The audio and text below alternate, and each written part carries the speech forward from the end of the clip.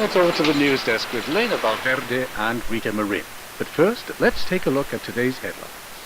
Sixth CARICOM-Cuba Summit reaffirms Latin America and the Caribbean as zone of peace. President Raul Castro begins official visit to Antigua and Barbuda.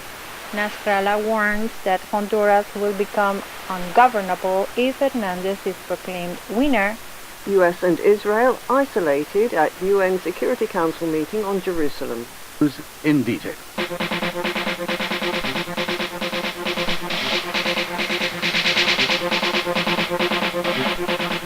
The sixth CARICOM-Cuba Summit concluded Friday in Antigua and Barbuda with the signing of the Declaration of St. Mary's, in which member states of the Caribbean Community and Cuba reaffirmed the proclamation of Latin America and the Caribbean as a zone of peace, signed in Havana in January 2014.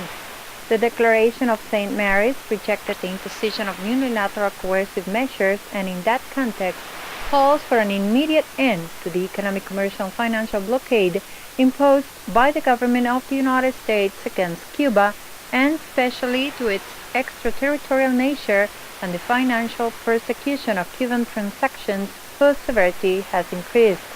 CARICOM states also reiterated their firm rejection of the application of laws and measures contrary to international law, such as the Helms-Burton Act, including its extraterritorial effect. Furthermore, they call for an immediate end to all actions that the U.S. government is carrying out to subvert domestic law and order in the Republic of Cuba, including those that involve the illegal use of information and communications technologies that constitute violations of Cuban sovereignty and its people's right to self-determination.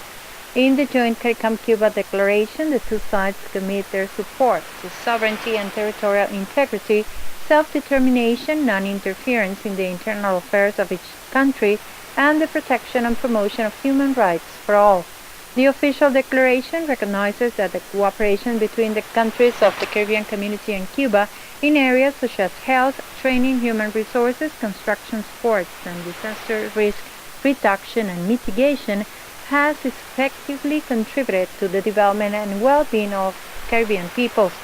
In that regard, CARICOM and Cuba reaffirmed their commitment to continue promoting the implementation of projects to improve air and sea infrastructure and connectivity between countries, strengthen their capacity to reduce disaster risk, promote regional energy integration, and broaden economic and trade relations through the implementation of the revised Trade and Economic Cooperation Agreement between CARICOM and Cuba.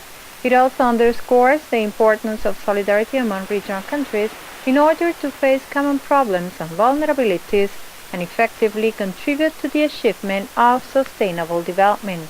Cuban President Raul Castro began Saturday an official visit to Antigua and Barbuda aimed at strengthening Cuba's ties with member states of the Caribbean Community, CARICOM.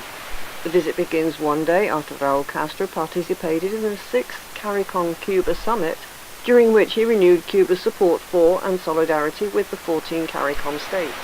Diplomatic sources said the first activity on Raul's official agenda was a courtesy visit with the Governor-General of Antigua and Barbuda, Sir Rodney Williams, which was followed by a meeting with Prime Minister Gaston Brown. Prime Minister Brown and President Raul Castro held official talks and then presided over the signing of a joint political statement. Also on Saturday, the Cuban leader attended a special session of the Assembly of the Organization of Eastern Caribbean States, the OECS. He was accompanied by the Prime Ministers of Antigua and Barbuda, Gaston Brown, and St. Vincent and the Grenadines, Ralph Gonsalves.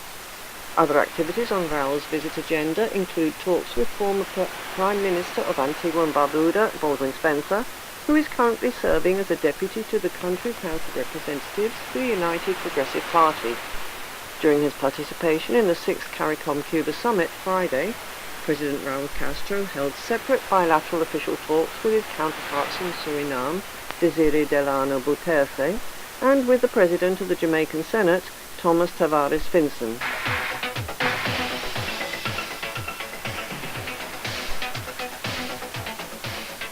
Honduran opposition presidential candidate Salvador Nasrallah has warned that the Central American nation will become ungovernable if the Supreme Electoral Tribunal proclaims incumbent President Juan Orlando Hernández winner of the general elections. On Friday, the two main opposition parties presented formal requests to annul the results of the still unresolved presidential election. Nasrallah arrived at the election tribunal shortly before the midnight deadline to present his coalition's request.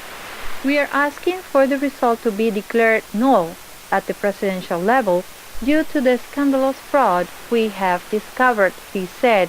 Earlier, Octavio Pineda, the secretary of the third-place Liberal Party, presented a similar document saying the vote should be annulled due to a violation of constitutional norms.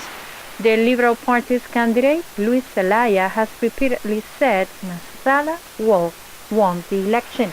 The OAS, which on Wednesday said it may call for new elections if irregularities undermine the credibility of results, had previously called for a recount of those 4,753 ballot boxes.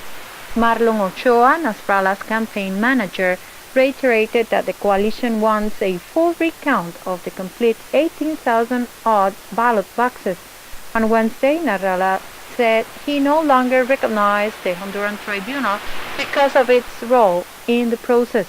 The tribunal has 10 days to respond to the request.